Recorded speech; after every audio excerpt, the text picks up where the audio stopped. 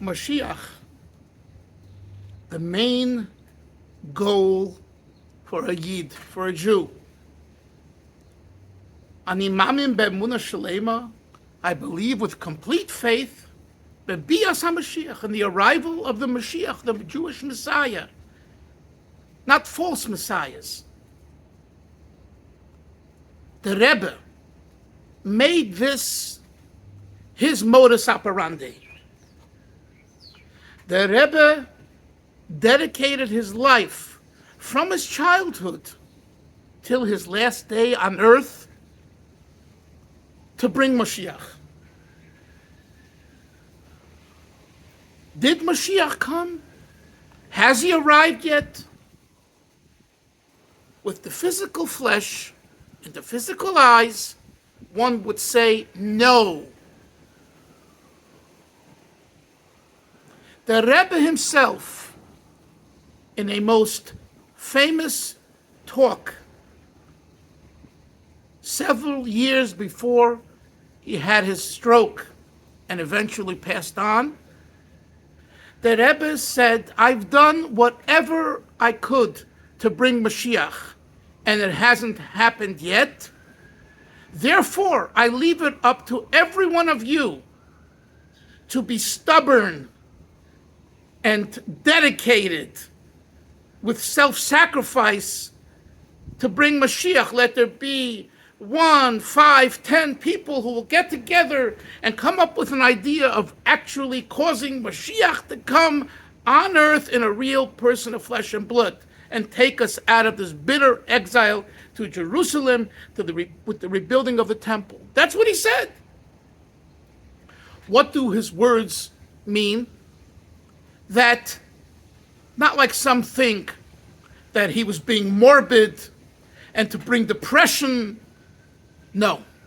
The Rebbe echoed what he said in the first farbrengen, the first mimer, January 1951, when he accepted the leadership of the Chabad movement. The Rebbe said then, we will help you. In other words, without saying, I will help you, the Rebbe is saying, we will help you. You want to appoint me, you want I should be your Rebbe? Fine, I'll be your Rebbe. We will help you. But you have to do it on your own, and don't convince yourself that I'm going to do it for you.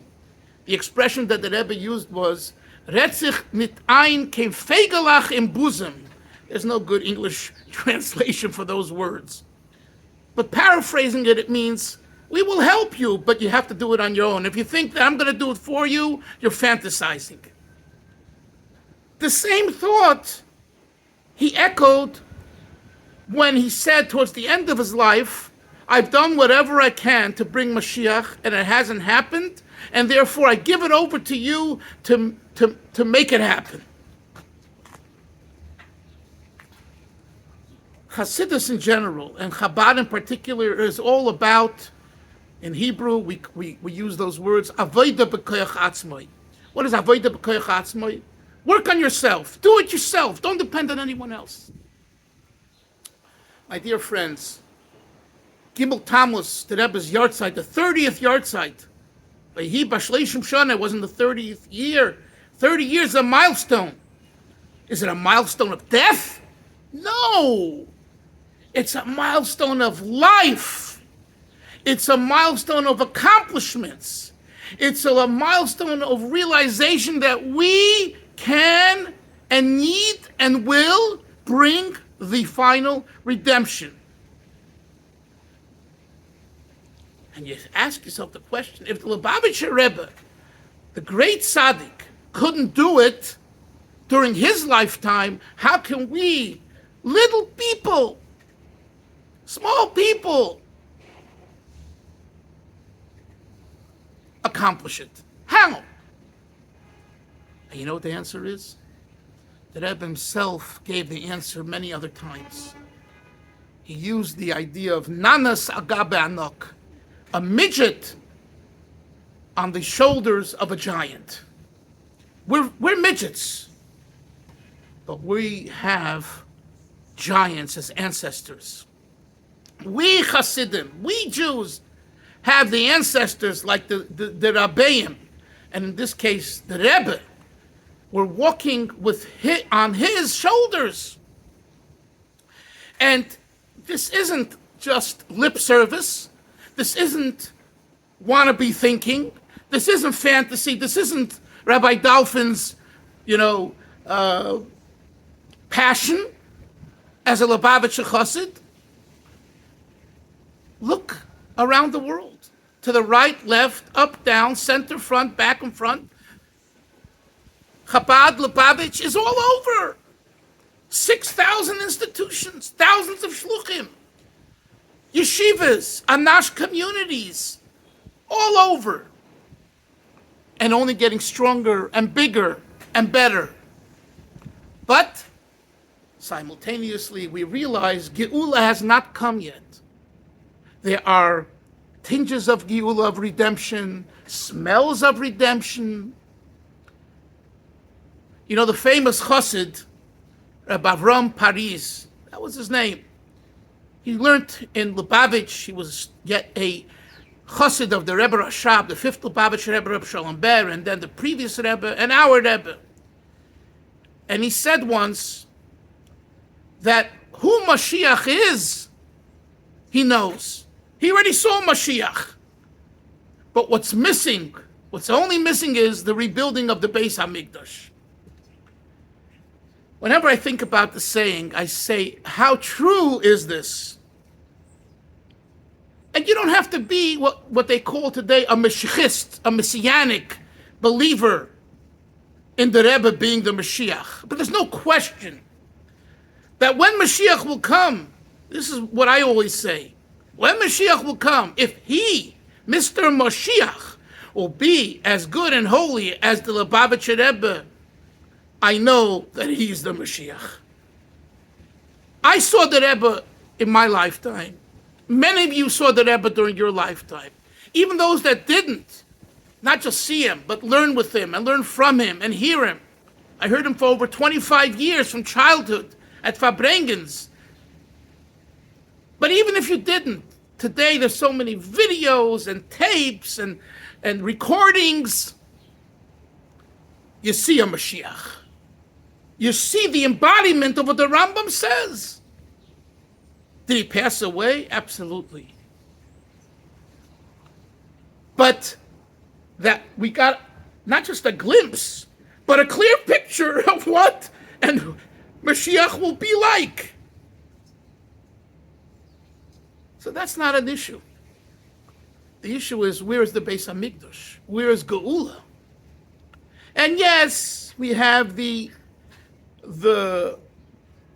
promulgation of outreach and the internet and communication, and the world is so gewaldig, as Shlomo Carlebach would say, right? It's gewaldig, it's great. It's a wonderful time to live in. But we're missing Mashiach. Where are you, Mashiach? Take us to Yerushalayim. Rebuild the temple, the Beis HaMikdash. That's our job. How do we do that? Especially now we're preparing for Gimmel Tammuz. How do we do that? Very simple. You don't have to be a Kabbalist and a mystic. Very simple. Be a nice person with menschlichkeit and humility and love everyone. And I don't say that as a lovey-dovey type of person. I'm no lovey-dovey type of person. Those that follow me, that's not who I am. I say it the way it is. But the way this is, Avas Yisrael. Putting aside yourself, even if you believe you're right, help another person. Go out of your way for another person. Compromise. Give in. If we continue to do that, and we do it more and more, worldwide, there's no question about it, Mashiach will come and rebuild the Beis HaMikdash. Because the reason for destruction of the Beis HaMikdash, of the temples, was sinas chinam, hatred amongst Jewish people, fighting, infighting, jealousy, greed. Enough. Give it away. give it away. Work together. Give in. Love each other. Everyone. Do whatever you could to help everyone and anyone. When we all collectively do this together, this is a messianic experience. This is Rebbe. This is Mashiach. Now you might say, Rabbi Dalfin, what are you being mechadish? What's your novelty here? We know this already. So number one, even if I'm not coming up with any new creative idea, the fact is Moshiach is not here. The fact is that Gimmel Tammuz is coming and we're celebrating yet a 30th yahrzeit. And the fact is there's no Beis Hamikdash. And the fact is there's a war in Eretz Yisrael. And the fact is Jewish kids are dying daily. I don't mean just here, but everywhere, especially in Eretz Yisrael, in the war. Every day you hear about another soldier dying. So whether I'm being creative or not is foolish and stupid. It's not relevant. What's relevant is the bottom line. How do we prevent Jews from dying? How do we prevent problems? How do we bring Geula? Avas Yisrael. And number two, if we can just one time stop and put aside our feelings and our understanding and compromise and listen to someone else, be it a spouse, be it a family member, a son and a daughter who are crying out for help. And sometimes they cry out for help through ways that make us sick to our stomach because it's so far and distant from what we were trained and what we were raised with and what we believe in. And what the world calls today, they're off the derech. Right? Look deeper. What are they saying? What's the cry of the child? What do they want? And yes, it's hard to acclimate ourselves to someone else's way of thinking and someone else's understanding. But there are ways that we could do it, and we need to do it. And when we do it, not just with others, I'll put film on and put a mezuzah on and help someone who's not religious yet, or is in a nursing home, or here or there. But my own son or daughter, who cares? They grew up, they should know better. That is not a Jewish attitude. That is not a Chassidish attitude. That is not a Chabad attitude. At the same time, right and wrong is important. To know what is and what isn't. We don't live in a jungle. We don't live in chaos. We live in Olam HaTikun, it's called. The world of correction. The world of normalcy. And we inspire. How do you inspire? By being a dugma chaya, a living example. So I leave you with the thought as we prepare for Gimmel Tammuz to inculcate Avas Yisrael, simply being nice and warm and reach out. When's the last time you hugged your kid? When's the last time you hugged your friend in shul? Man with man, women with women. When's the last time you took someone out for a pizza? Or you went for a walk just to talk, just to farbrengen, just to be nice? Tell me what's going on in your life. I promise you, when more and more Yidden will do this, and we'll all do this, Geula will come. May Hashem answer our tefillas, our prayers, that it be so now, so that Gimmel Tammuz won't be a 30th yahrzeit, but it will be Tchias HaMeisim, the resurrection of the dead, including our Rebbe, the Tzaddik, together with all Yidden, all Tzaddikim, and we'll see the rebuilding of the Beis HaMikdash in Yerushalayim. Amen v'amen.